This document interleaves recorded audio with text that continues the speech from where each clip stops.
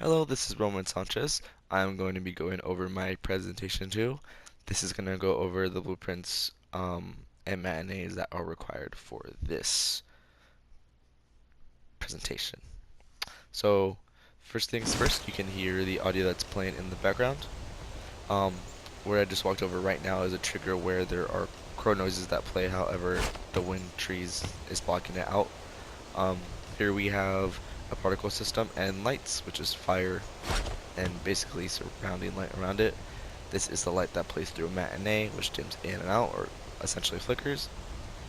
Here we have a sound that plays through matinee, and this is the puzzle system trigger. Pull the blocks together, it's gonna turn all orange, and the success light will be orange. So get that over perfectly, and there we go. Oh, I didn't put the middle one over. Put that one over, and then I'll show you that it works. Roll this over real quick. It's gonna roll over, but oh, there you go. So it turned orange when it was both on at the same time. So here is the physics. So as soon as you walk into that wall, it just explodes.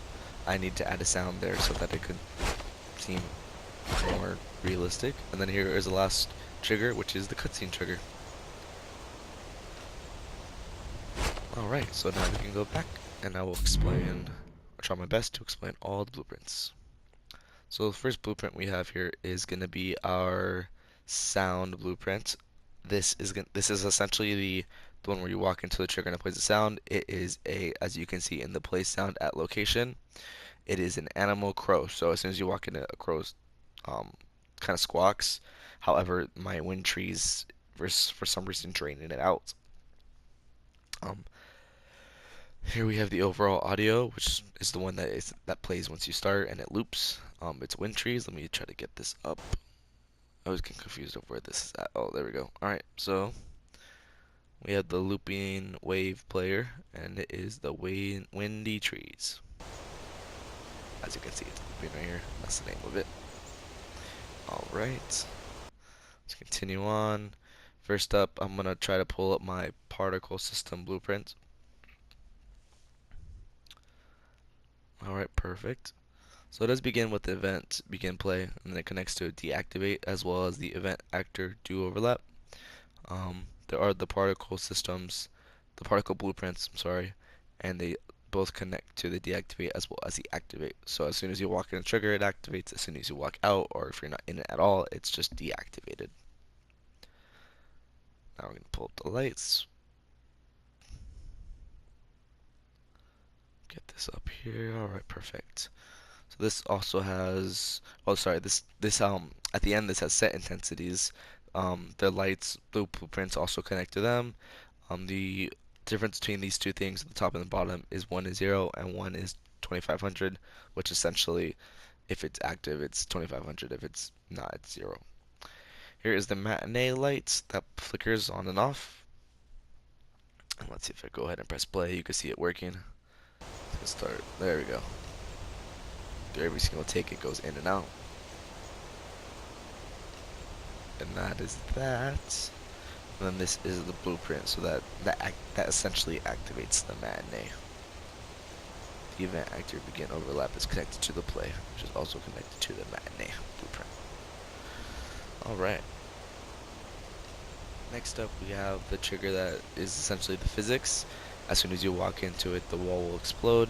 We have an event begin, or actor begin overlap, which is connected to a for each loop, which then is also connected to the set, and the its physics boolean is actually checked off at the end of that.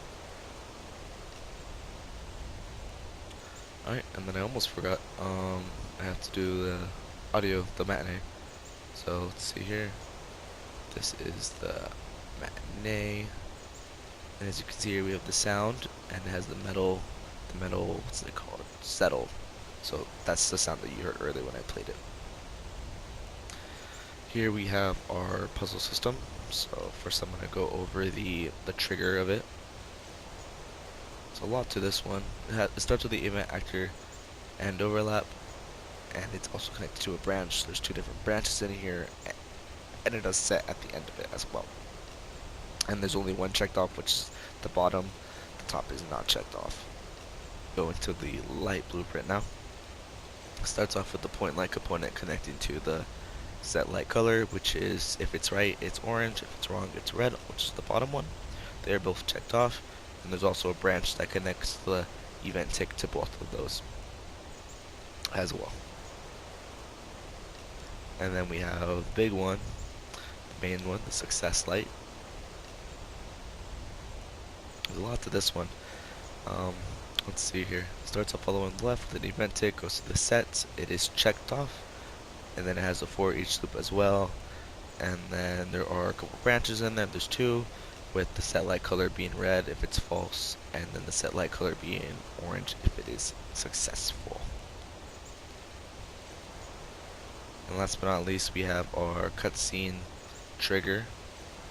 So right here, the event actor overlap, begin overlap connects to the do once. So this is the do once, and that is connected to the play, which is also connected to the matinate play. And here is the matinate itself, which is the camera. And as you can see, it says FOV angle and movement down there, as well as director on the top. Let's get that to move. And that is my presentation. Number 2, again, I'm Roman Sanchez. Thank you for watching, and as always, I do appreciate the feedback.